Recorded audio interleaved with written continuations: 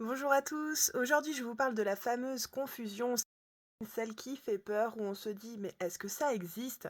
Est-ce que vraiment un biberon va être problématique pour la succion de mon bébé au sein?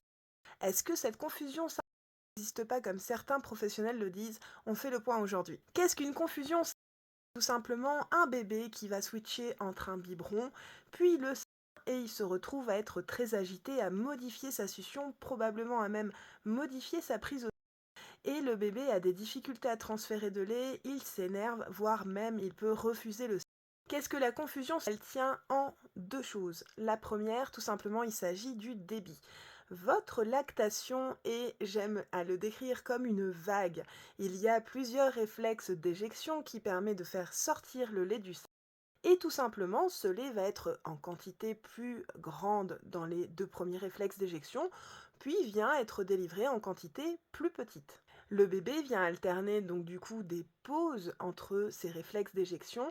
Il va alterner entre une succion dite nutritive et non nutritive, tout simplement, qui lui permet bien de relancer un petit peu la venue de ce réflexe d'éjection. Si nous donnons un biberon de façon verticalisée, même avec la meilleure des tétines, eh bien le débit coule vite et est très linéaire. Globalement, il faut comparer les deux modes qui n'ont rien à voir.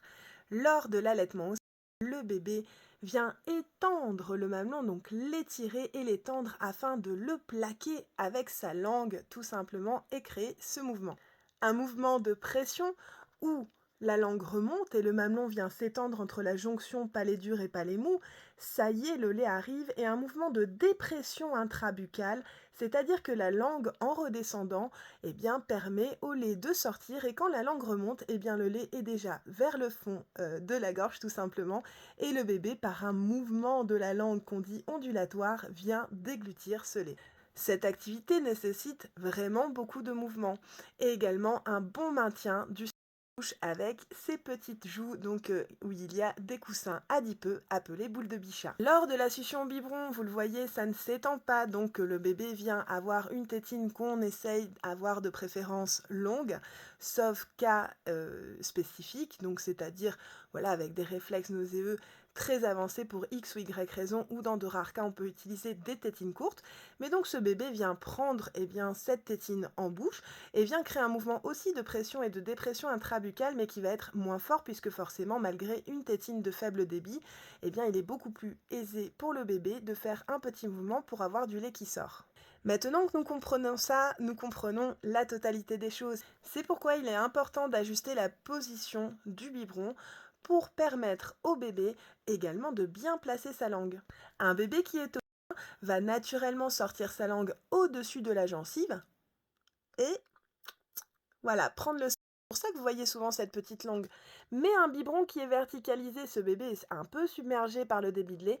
Naturellement, sa langue ne vient pas se placer en dessous, mais au niveau du bout de la tétine pour empêcher ce débit de lait d'arriver trop vite. Donc on assure un biberon à l'horizontale, ce qui permet un bon placement de langue et un petit peu plus d'effort pour ce bébé dans sa pression et sa dépression intrabuccale. C'est la technique du Peace Battle Feeding, sauf que malheureusement, elle n'est pas accompagnée des bons éléments, c'est-à-dire aussi des pauses.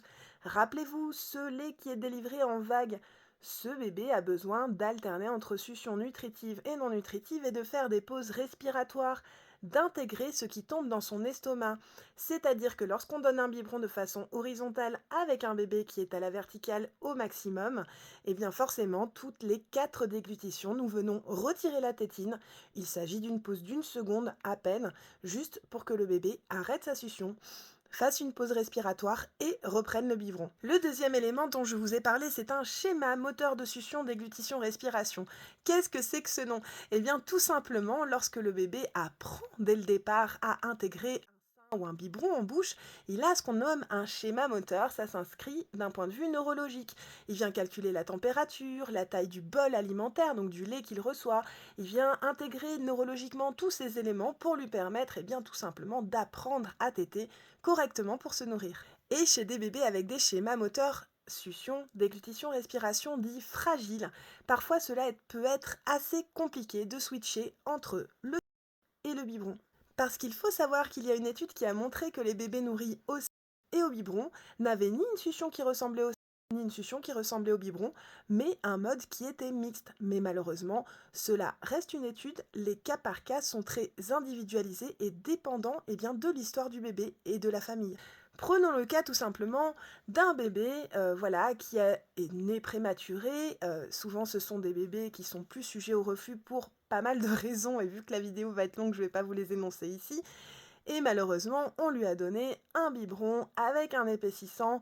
Waouh! Donc la viscosité changée, la prise de succion, déglutition, respiration très précoce où ce bébé vient apprendre et changer. Et bien là, c'est la catastrophe. Il a beaucoup de mal à intégrer le sein. On ne lui met pas précocement en plus de ses prises de biberon. Parce que le nouveau-né a une succion, déglutition, respiration qui est immature. Rappelons-le, il faisait des suctions, déglutition dans le ventre de sa maman en prenant de grandes quantités de liquide amniotique. Désormais, il doit parfaire tout ça. Donc forcément, alors certains auteurs vont parler d'empreinte de la succion assez précoce, d'autres vont être un petit peu plus techniques en parlant vraiment de la fonction de la langue au niveau de la succion, déglutition, respiration et de ce schéma moteur. C'est pourquoi il est déconseillé d'intégrer par exemple un biberon dans les 48 à 72 heures et favoriser au maximum le préserver cette empreinte ou ce schéma plutôt technique de succion, déglutition, respiration. Ensuite, au-delà du nouveau-né, on peut avoir des schémas moteurs dits fragiles, tout simplement, avec un bébé bien voilà, qui a des dysfonctions orales, une hypotonie et qui peut avoir des difficultés à switcher entre le sein et le biberon. Néanmoins, dans mes cas cliniques, du moins, je trouve que cela reste des cas rares.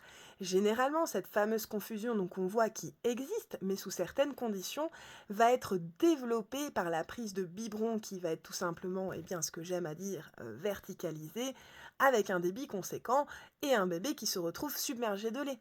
Maintenant, est-ce que je fais l'apologie du biberon? Absolument pas. Je sais que c'est un objet culturel et très couramment utilisé, donc je m'y intéresse tout simplement et je suis les études en fonction. Cependant, ce n'est pas un contenant adapté pour une bonne sollicitation oro-myofonctionnelle, mais également pour tout son développement moteur autour de la succion, déglutition, respiration, autour de cette fonction de la langue qui va changer de mouvement et se verticaliser lors de la mastication, qui va se développer avec les babillages et donc l'acquisition de la parole.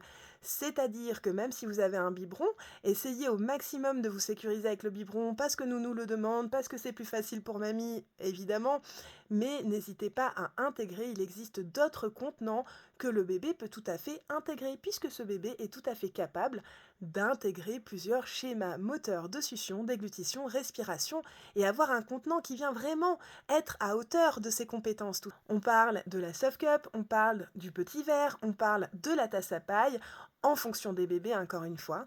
Le plus dangereux finalement dans cette confusion va être comment est donné le biberon. Et ça, il faut être intransigeant avec les personnes qui le donnent.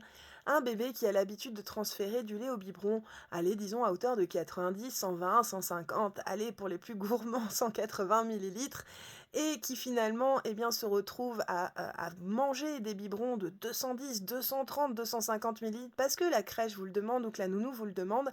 Là, c'est qu'il faut se poser des questions et que le contenant n'est probablement pas donné de façon respectueuse pour les besoins de l'enfant, ni à la verticale, ni avec des pauses essentielles pour qu'il intègre ce débit de lait. Et là, fatalement, vous avez un comportement comme je l'ai décrit en début de vidéo avec beaucoup d'agitation, ce qui génère de l'anxiété, parce qu'on sait que ce bébé, déjà, c'est compliqué.